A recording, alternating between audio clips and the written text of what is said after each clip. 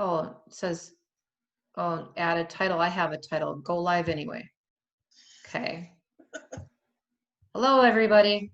This is Cherie and Beverly going live in our Facebook group, The Exhaustion Fix.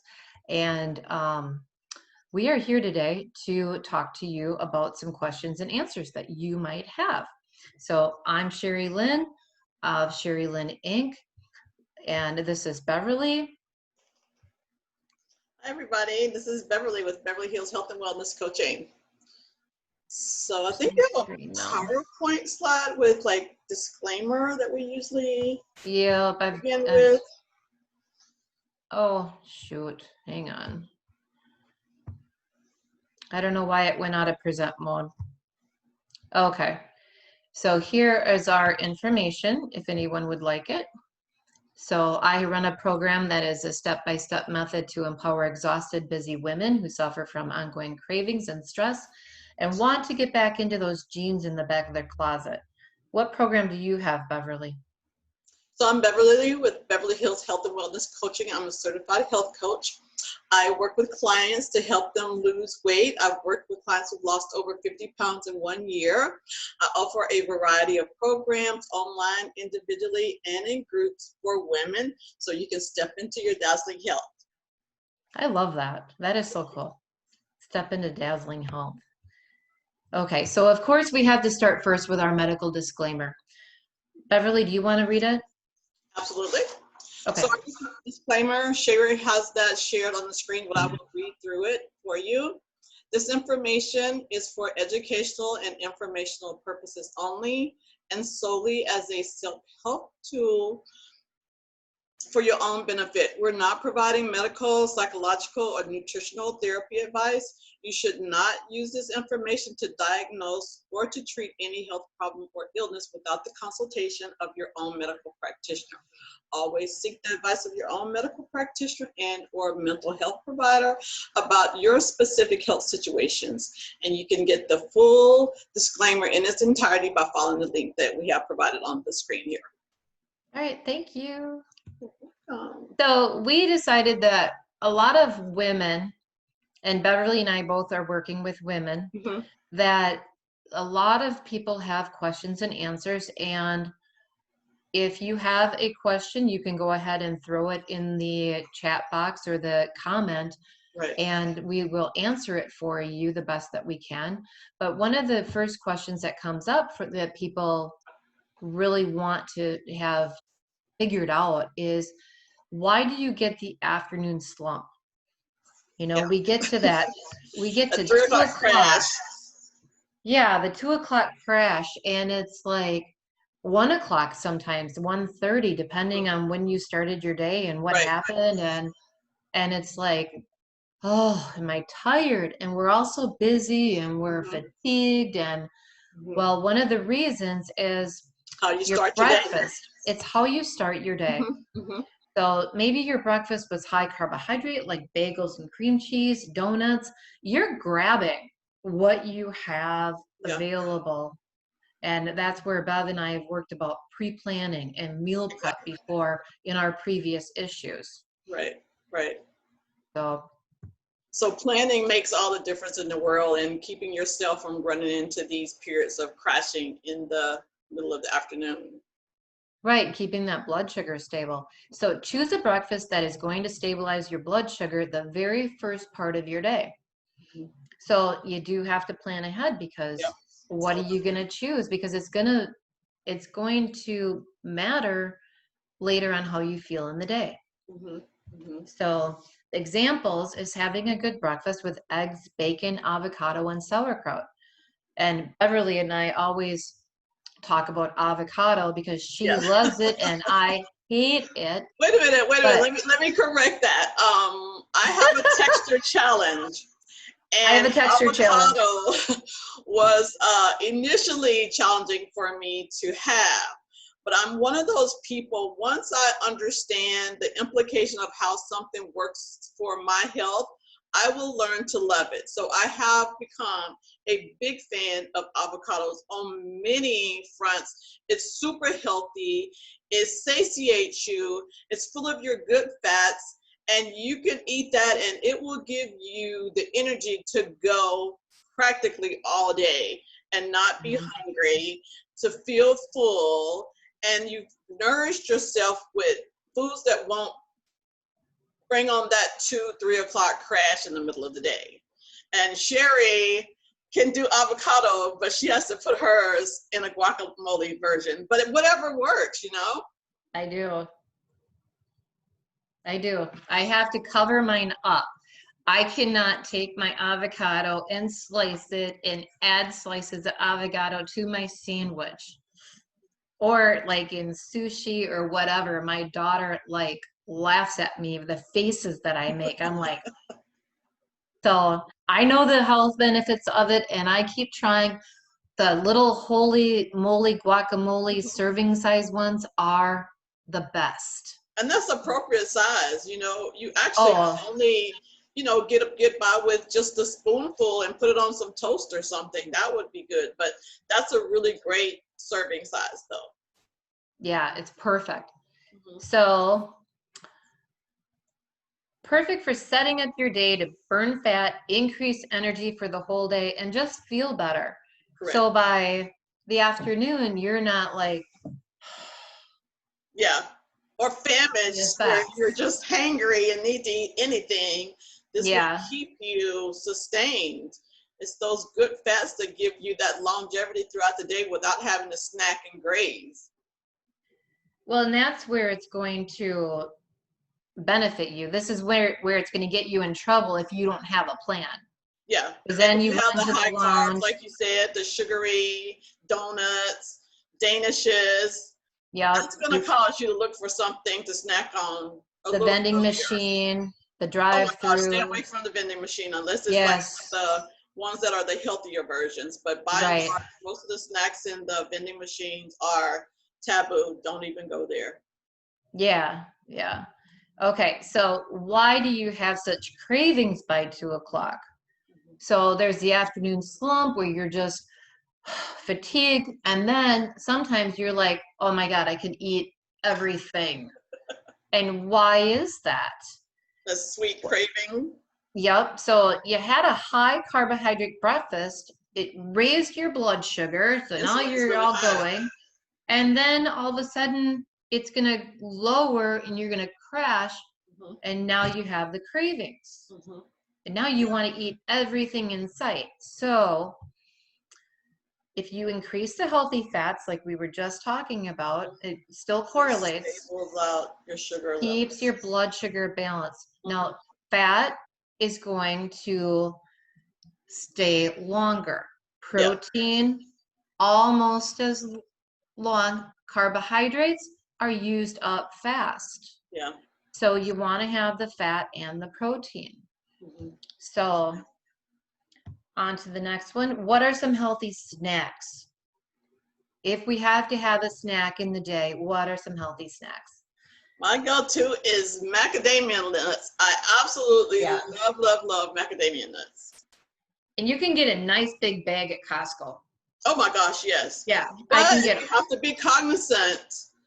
They are high in fat, so you don't need as much. This is not taking the nuts and putting them in a bowl and snacking on them like popcorn. You need to measure them out and make sure you're not overindulging in nuts, because they can pack on calories if you're doing this in massive quantities on a regular basis. That's where people make the mistake. I've made the mistake before. It's you put a bag together and it's like, okay, this is great. These are good for me. They're a healthy fat, and you have exceeded your calories for the day. Yeah. One of the things that I would encourage people to do is there's little sauce cups or condiment containers. You can use that to kind of measure how many nuts you should have in a serving. Or just put, a half a dozen or so in the palm of your hand. It doesn't take that much to satiate you. So kind of use that as a rule of thumb. Don't just eat out the bag. Put them in some type of container. And then you'll be able to quantify what you're eating. And you'll understand, like, what is that threshold where you feel like, oh, that was a satisfying snack. And it's not meant to substitute a meal. It's just to get you over the little hunger pains that you might be feeling at that present time. Right, and look at the back of each package because the manufacturer sets their own size, your portion sizes. So, and then also look and make sure that there's no extra added oils and things. You want to get like, I don't know, I have one here. Oh, I had roasted like sea salt hazelnuts without any extra honey coating or things like that. You want them plain. Dry roasted almonds with sea salt is what I got. Exactly. Those ones are Kirkland, so that right there is Costco. Costco. I like Costco. Okay, carrots and guacamole. There's your avocado again. Celery sticks and hummus. You know, your chickpeas. My granddaughter had a snack yesterday. It was made out of chickpeas. It's like a crunchy, kind of like one of the cheese puffs, but it's made out of chickpeas. It's her favorite. Wow. But it's a healthy snack. So yeah. And another way I love to enjoy my celery stick is with cream cheese. I love it with cream cheese. Oh, do you mix anything in the cream cheese, like a little like dill or anything? Every now and then I might put love like lots of jalapenos are in our house, and sometimes I will chop up a couple jalapenos and keep them in a little container in the refrigerator. And maybe if I'm having some celery with some cream cheese, I might put a few sprinkles of jalapeno on the top. I love anything spicy, but you can also buy jalapeno flavored cream cheese. But normally I just have it plain. You know, it's easy to grab and it's very satisfying to me. I love jalapenos. So hard-boiled eggs, you know, they've had such a rap for years and years, but they're actually very good for you. The yolk is a good fat for you. Right. Oh, one other thing I would share about the hard-boiled eggs that I do. We, like you were saying, love to hang out at Costco. And so they have these packs of I think 2 dozen of eggs. And we will take maybe a half a dozen and boil them. And we'll make deviled eggs. And then put them on a tray in the refrigerator. And then when you want a snack, just grab one. And sometimes I might put some bacon bits in it to add a little more fat to it. So it's very satiating, or of course my jalapenos. But that's another snack that's easily available to you. You make them in advance and, you know, bulk, and there's your snack. Well, and there's so many different recipes for the deviled eggs. And when you're talking about bacon bits, you're talking about real bacon crumbled up. You're not talking about going in the, not the processed stuff, the good stuff. Yeah, this is good stuff. Yeah, good bacon. Okay, so sunflower seeds, pumpkin seeds. I even have one right here. It's like, can you see it? These are pepitas. But I also have the sunflower seeds, but these have they're like the whole seed. Yeah. I'm not as much of a fan as that, but hey, good fiber. I love the sunflower seeds. I know the pumpkin seeds. And again, you could just put them in a little container and throw them in your bag. And then when you want a snack, they're readily available. You don't have to go somewhere and just pick up something because you're in this mode of, you know, hunger. You have something on hand, and it's not as heavily laden in sugar like those protein bars can be sometimes. Oh, yeah. One of the things that I do for Mark and I is I take the little snack bags, the Ziploc snack bags, and I'll measure things out and put it in there, and the nuts, the seeds, Very true. Yeah. Very true. So green olives are a really good fat for you. Oh, and the black olives as well, Cherie. The black ones, I love those. Oh, I should have added that. I should have added that on here. I love black olives. Yeah. One of the other things that I do, I'm back on the jalapenos again. But I will slice up, like I will buy the big container of black olives and I will dice them in little discs. And then I also take my jalapenos and dice those in discs, and I will put it in a bowl and add some olive oil, salt and pepper, and just sit it in the fridge. And whenever I'm having my dinner, I could just take a scoop of that and put it on top, and it's got a nice flavor to it. You got the good oil from the olive oil, you got your olive itself, and then you have salt and pepper for flavor, and there's no sugars to it, and it's awesome. I picked that up from one of my travels over in Africa. I think it was one of the things that was on one of the menus that I had, and I stuck with me, and I absolutely love it. It reminds me of like making your own little pesto. Yes, it's similar to that. It's a Yeah. honey flavor to it, and if you have a nice spicy jalapeno with a kick, it's delicious. Remind me, and I'll go back and add black olives as well to this slide when we get done. Okay. Avocado with sea salt and pepper. There you Some go. people like that. I had to put it on there. And it's really great. I mean, you'll find that most people have a proclivity to enjoy guacamole. So that's a step into the healthy fats. I mean, people enjoy Mexican food. So, you know, just try to keep that in mind, that there are so many great benefits to the avocado, which is a fruit, which was a surprise to me initially. I didn't think of it as a fruit, but it is considered a fruit. So why should I lower my stress? Stress can be a root cause of unbalanced blood sugar and cause excess belly fat. Mm-hmm. Yeah. Which is Problem even for women.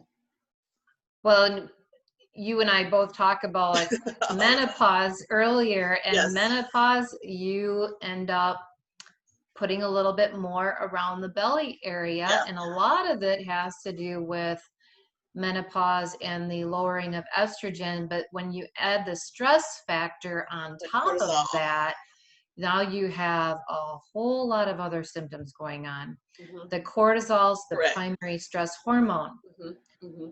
So that's your culprit, everybody. Yeah. So find ways to lower your stress. And I know that we're, you know, in the middle of all kinds of things nationwide, but exercise, walking, meditation, yoga, deep breathing, reading, hobbies, listening to music, find friends, friendships, humor. Yeah. And so then on that list, Cherie, before you go on, what are a couple of your go-to items that you go to for releasing stress? I've been walking. Me too. A lot. Yeah, and I wanted to read more this summer, and I'm home more with, you know, everything going on. Well, I'm home a lot anyway, but, or between my house, Mark's, and my daughter's house.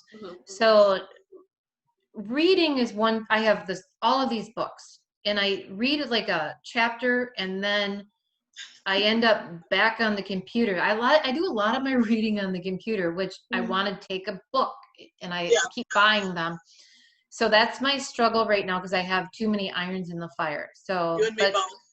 Yeah. Listening to music, friendships. I listened to a comedy the other day. So I guess a little bit of that. I have a deep breathing webinar coming up with another gal. I want to learn more about it. So what are yours? What do you like to do? Walking is definitely mine. I've always been very active and athletic. I used to run a lot, and I had to get away from the running several years ago. Not that I was having any major health problems, but I just found that the way that I worked out in the stage of life I was in, I had to do some shifts there. So I found that I can go walking, and I can literally lose myself in walking the same way I did when I was running and I was in flow. But the thing about walking for me, I love to do long distance walking. So walking for several hours is like amazing for me. I just find that before I know it, I'm like 4 or 5 miles in, and didn't even realize it, because it's just so serene. You're in nature where I'm located. I'm around a lot of trees and parks, and you know, it's just one of those things that I'm just so blessed to find that's so enjoyable and cathartic. And by the time I make it back, I'm just thinking, oh my God, I did something so wonderful for my body, and you know, work off any extra, you know, calories that I ate that was, you know, definitely not serving me. Yeah, I think the whole nature part is key too, because I think one of the things I could add on to there is when we take the boat out and we're on the rivers or the lakes, and just the birds, and you know, sitting out there and floating, or fresh air, that goes back to the thing. whether I've got the reel going out the lure, or if I'm just sitting there, you know, trolling, that's just holding the fishing line back there trying to catch walleye or something. Yeah, I think nature is a big one. Huge one. I love it. So, oh, I know, gardening. We were putting the garden in, and I don't know. Oh, yeah, that's right. You're like a co-op, right? Well, I have the farm share, plus we put in the garden at Dad's house. So we have both. I'm getting from the farm share what we didn't plant, or a combination of both.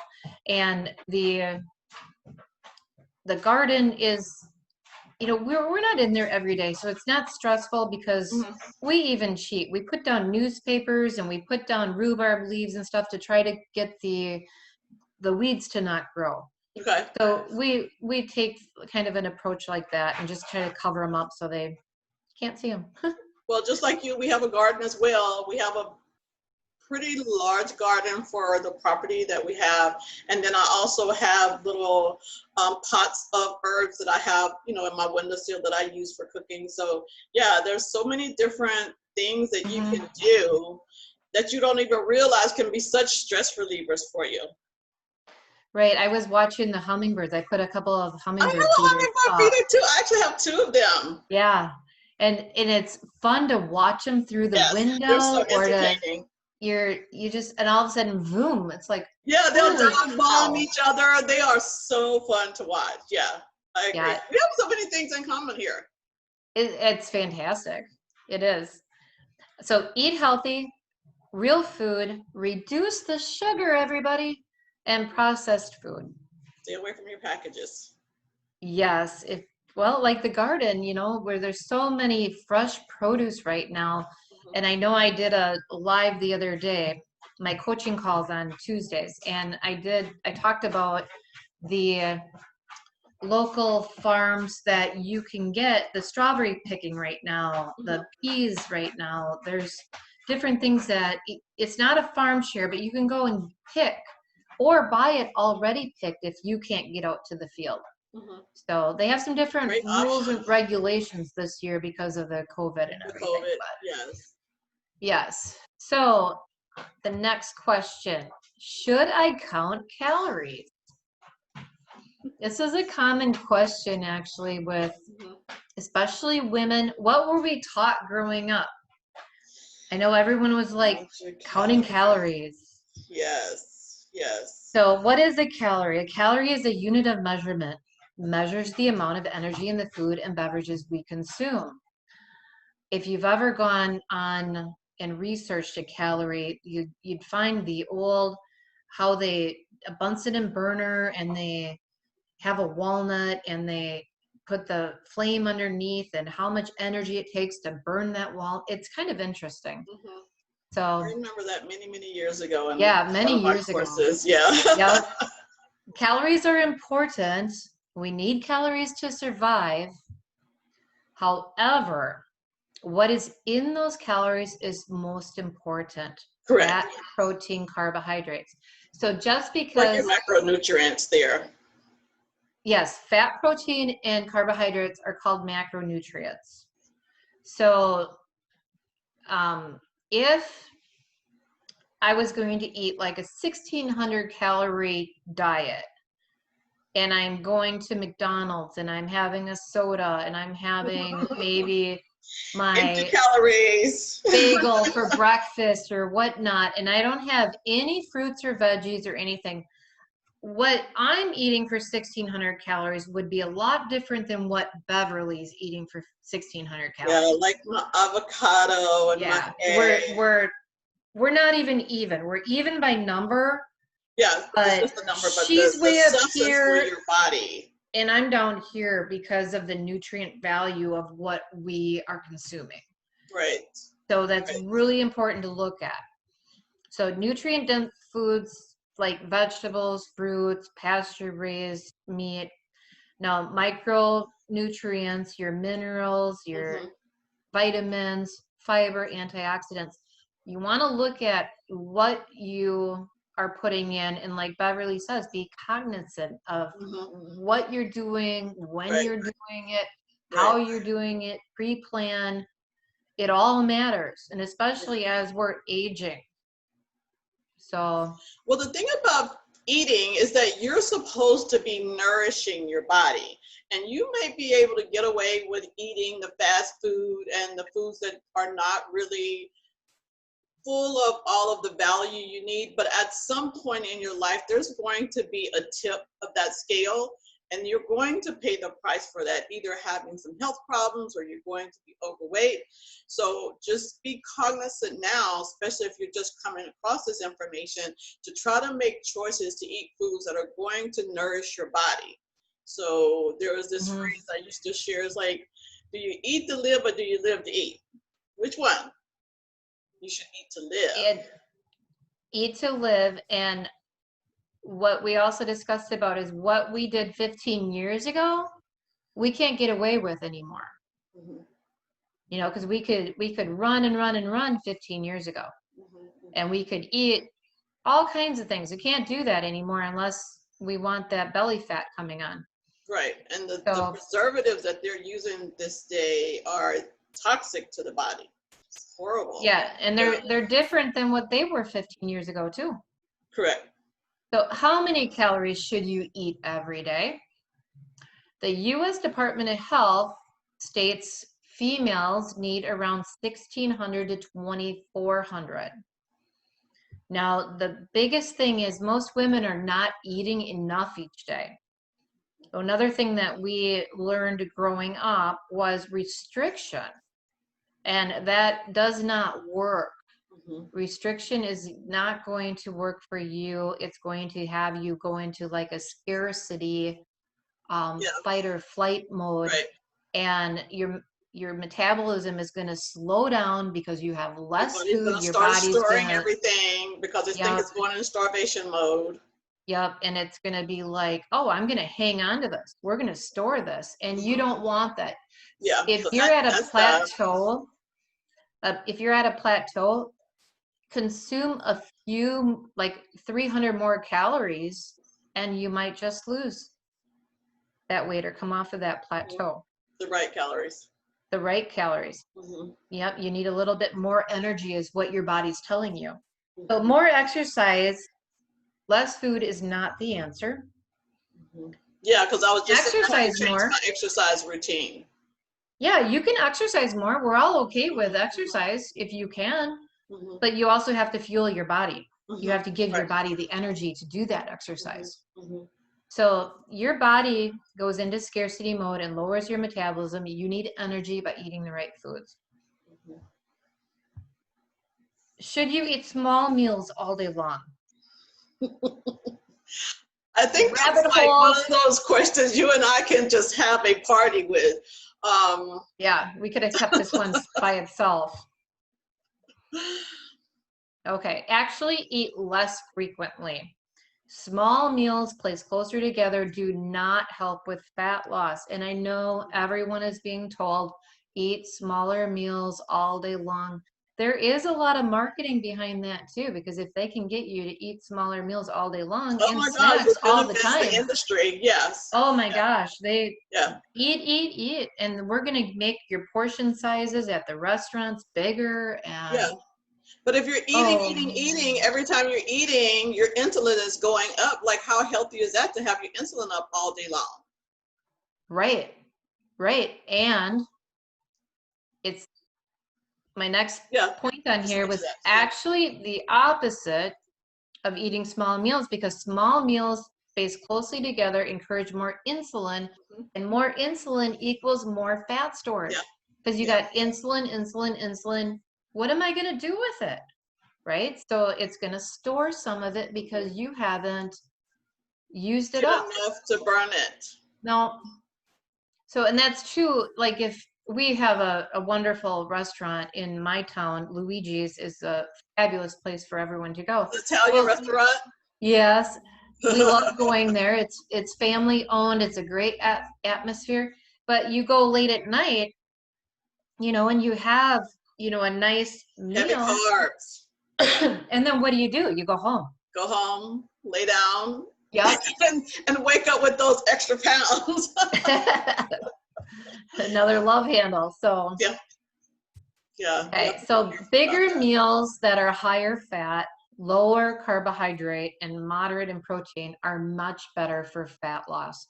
And they're going to keep you satiated longer. That means keep you fuller longer. So you don't have to eat these small meals. And if we go back to the craving slide earlier, if you're hungry all day long like that, you need to add some more fat and protein. Yeah, you're missing something in your diet. Yeah. Okay. And meals like this also keep you feeling fuller longer and help you to banish cravings. And click it one more time. Do calories from alcohol count? What do you say? Well, they're very high in calories. Empty calories, right? There's no unfortunately nutritional value, so they don't serve us very well, especially if you're adding any of the high sugary substances to it, like your juices and your mixers. So so if you're going to drink, the clear liquors, I think it is, are better because of the way that they're distilled. Yes, and on our list, and Beverly and I did a celebrations video, and we talked about all things alcohol and vacations and what you could, we even showed you some different foods to try. Yeah, that was a great video. It was awesome. Yeah. When was it done? Around like May it was for the holiday. Right before Memorial Day. Yeah, so if you guys see that, check it out. It's a lot of great information on there about the alcohol, in addition to some great food options to go along with your alcohol. Right. So these are the 4 that we would like you to stick to: vodka, gin, tequila, whiskey, in that order. If you like vodka, that's number 1. Whiskey would be number 4. So, and of course, I don't like any of the first 3. You don't? I'm not a big vodka girl. I love Mexican food, and it's always a great margarita to go along with it. I like tequila, but tequila doesn't like me. It's the blue agave. Very true. Yeah, that was my intolerance testing showed the blue agave of all things, right? Wow. So I'm good with the whiskey though. Now watch for added sugars in the mix. You add the sodas, the juice. I know we have a lot of soda and juice, I guess. Do you have anything else that you mix yours with, or that you see people that are sparkling waters? Now there's so many different flavored sparkling waters. There's like, I love grapefruit sparkling water. I love lime sparkling water. I would drink them just the way they are in a beautiful glass, and I feel like it's a treat.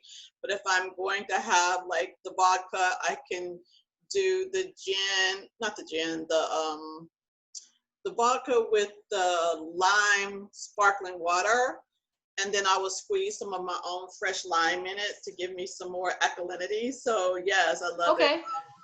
Not as much a fan of the whiskey. The tequila more, this is just what we're talking about not to do, is having the big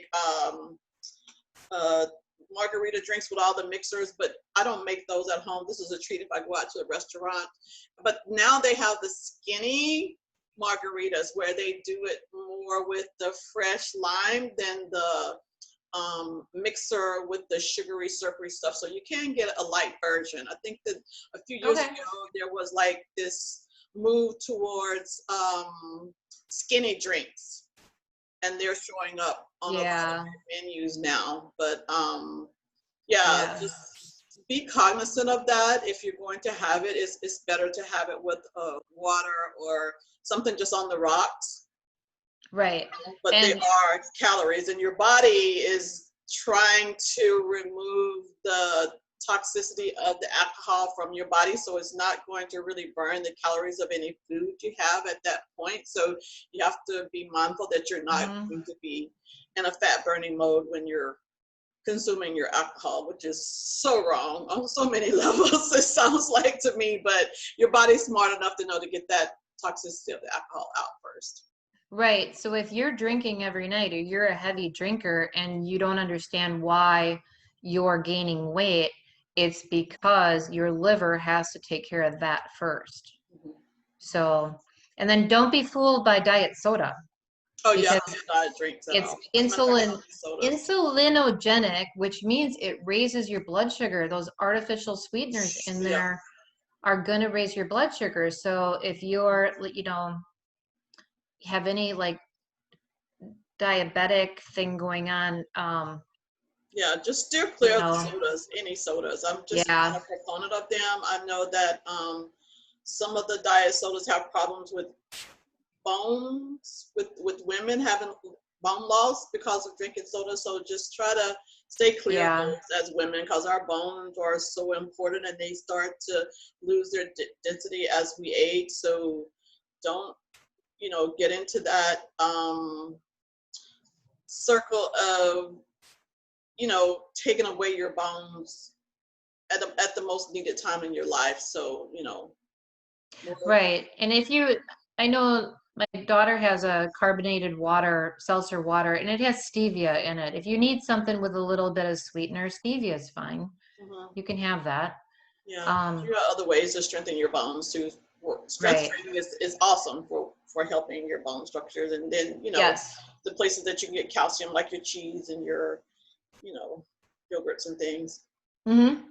Absolutely. So what is the difference between type 1 and type 2 diabetes? We wanted to throw this on there. So type 1 means you're insulin dependent. Mhm, The pancreas produces little or no insulin. mhm, So what is insulin? It's a hormone needed to allow sugar, which is glucose, to enter cells to produce energy. Type 2 diabetes, your body doesn't create enough insulin, or your body resists insulin. Your body doesn't use the insulin properly. mhm. You can't control your blood sugar levels, and sometimes the treatment includes diet, exercise, medication, insulin therapy.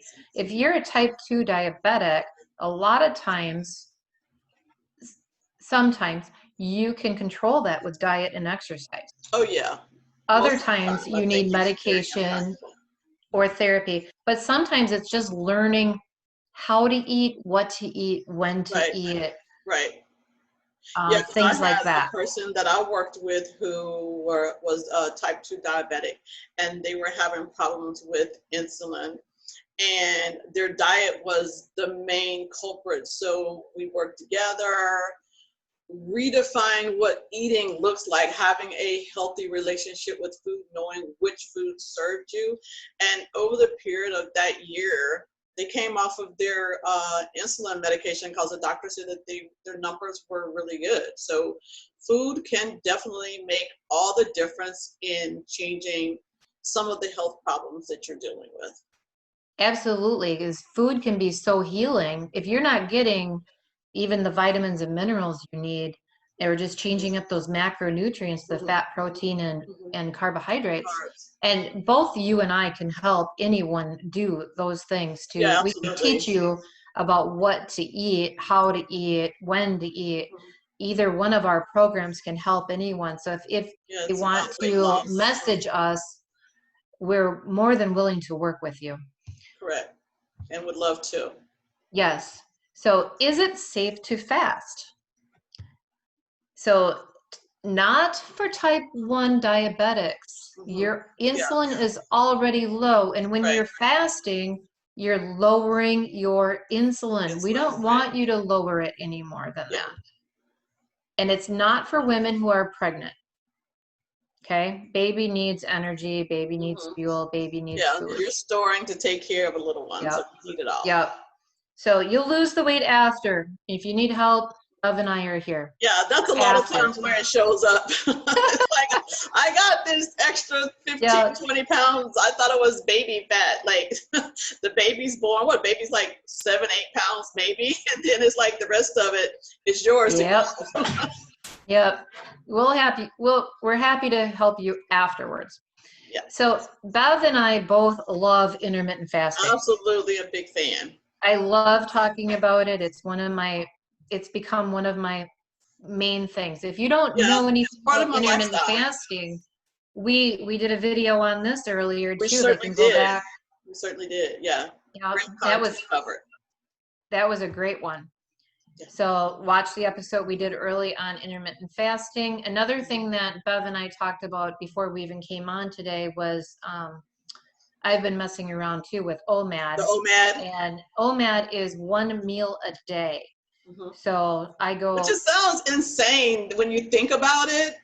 Yeah. But after you've done research and you've started to incorporate the right types of foods, over a period of time, your body just will not need as much food. You're not hungry. Yeah, if you're eating enough so fat and protein. To comprehend, but it's so true. Yeah, sometimes I sit down and I'm like, oh, I should be eating about now, but I'm not hungry. You're not hungry. And that's another thing, you know, being in tune with your body, not just eating from the clock, like, oh, it's 8 o'clock, let me eat breakfast, or it's 12 o'clock, let me eat lunch, or it's 3 o'clock, let me get my snack. You know, we don't have to eat like that. If you're nourishing your body properly, you should eat when your body says it's hungry. Right. Absolutely. So they can go back and watch that on intermittent fasting. And here is our information. We really love that you joined us today, live or recording. And I'm Cherie Lynn from Cherie Lynn Inc. Here's my Instagram, my Facebook page, and my free Facebook group, Overcoming Extreme Fatigue with Cherie Lynn. And Beverly's information, you want to tell them, Bev? Yeah, again, I'm Beverly with Beverly Hills Health and Wellness Coaching. My tagline is Step into Dazzling Health. I have a website which is listed there, Facebook, and also Instagram. And Cherie, you and I jointly have the Aging Backwards YouTube with all of our videos that you can go back and look at, and all the great content that we've covered there. And you can subscribe to our YouTube channel, Aging Backwards with Cherie and Beverly. And if you go in and you like something, give us a thumbs up. We've gotten a couple of really nice comments from people, and it's very motivating to know that we're providing something that is of service and people find beneficial. Oh, I know too. If you had a topic that you would like us to research and share, and it's for women, let us know. Just message one of us, and a couple of the things that we're looking in doing our topics on next would be sleep, reading food labels, and dining out. What? Eating out at restaurants is a big one. Restaurant guidelines. That's another one, because now we can go out. Yeah, starting to open up. Starting to open up. We'll see, but within reason, everybody. Challenges. Yeah. Within reason. So, all right. Well, thank you, everybody, and so great to have you be with us today. Yes. All right. We'll see you next time. All right. Take care. Bye, everybody. Bye.